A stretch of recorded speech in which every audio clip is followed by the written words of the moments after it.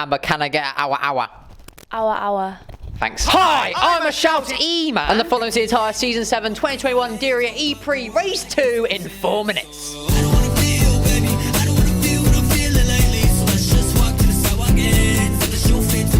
Another day, another race. And we're back here at Diriyah for race 2 of season 7 of the FIA ABB Formula E World Championship. After the Freezers' dominant victory yesterday, it's looking like it's going to be a very different story today. With Mercedes and both other podium sitters yesterday, starting at the back end of the grid for a number of reasons, which if I tried to explain them all would just take way too long, but they're starting at the back, alright? On the front row of the grid we have Robin Freitz and Sergio Sette Camara, as well as both Neos in the top 6 after they got into Super Pole, which I mean, if you don't know about Neo, is very impressive for them. But yeah, it's shaping up like it could be a banging race, so let's not waste any more time as it's 5 red lights and away we skirt! Good start by Sambird, taking second place into turn 1, and then immediately sets his eyes on Freitz for first, as the entire grid make it through the first 2 laps without any major incidents. In fact, it was a pretty calm first few laps, until after a couple laps, Da Costa took Buemi for 8th, and Muller passes the Neo of Blomqvist for 5th, who then himself loses another spot to Da Costa and Verne as he locks up into turn 1. He can't be happy with that. I mean, if I were him, I'd just call it Blom quits. Am I funny? Yeah.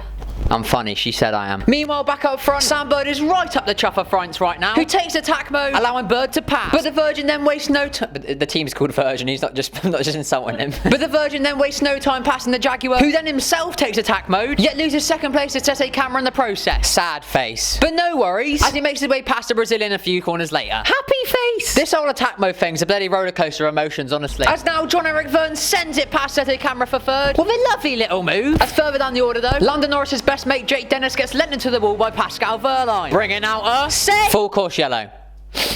Not quite as fun. But big news! Freitz took a second attack mode just for the yellow came out, which leaves Sambird in front as we go green again. And the Jaguar leads the Virgin through sector 1. But Freitz then goes down the inside and retakes first place from Sam. Honestly, it's back and forth, to me, to you, to me, to you. It's bloody hard work, this. And speaking of which, Sam has not given up his challenge yet, sending it once again for first place, and this time makes it stick, taking the lead from the Virgin. And I mean, hopefully they stay that way, because I'm getting bored of going back and forth here. But more action now as the two cheaters go side by side, banging wheels through the turns. Verne eventually comes out on top, but it's clear to see that the rivalry between the two of them is still alive and well. Hang on a minute, lads, I need a chance to get my breath back here. I'm absolutely dying. So much action in here. I'm not used to it with the Formula 1. So let's move to the final portion of the race now. Sambird's pulling away up front, and the two cheaters are right behind Freitz. However, a little bit further back, Gunther locks up and clarts Blomqvist, bringing out another full course yellow. Oh, no, hang on, they've changed their mind. It's gonna be a safety car! And with just 5 minutes plus 1 lap left on the race clock, who knows we'll have long left when the green flag comes back out. Well, I mean, that's assuming the green flag will come back out. Oh, wait, hang on, we're just getting word. They've thrown the red flag! That's it, race over! Sambird wins, Freitz in second, and Verne takes 3rd. Bit of an anticlimactic finish there, lads. But the end of the on-track action for this race is not the end of the story, as Verne later got demoted out of his 3rd position due to not taking his final attack mode before the safety car came out. Which, I mean, isn't really his fault, but whatever you say, Formula 8. As his teammate Da Costa inherits that 3rd place from him. But also, one bit I didn't mention towards the end was that just after that Gunther crash, there was a mega collision, including Alex Lynn and Mitch Evans, where Alex mounted Mitch's rear tyre and went airborne, and I mean, it wasn't a very nice looking crash, I'll put it that way. Now, Formula E didn't actually show this crash originally, hence why I didn't include it in the original race rundown part. But now we've had the all clear that Alex is okay, he's fine, everything's healthy. They've now released the footage, so I'm going to show it behind me here.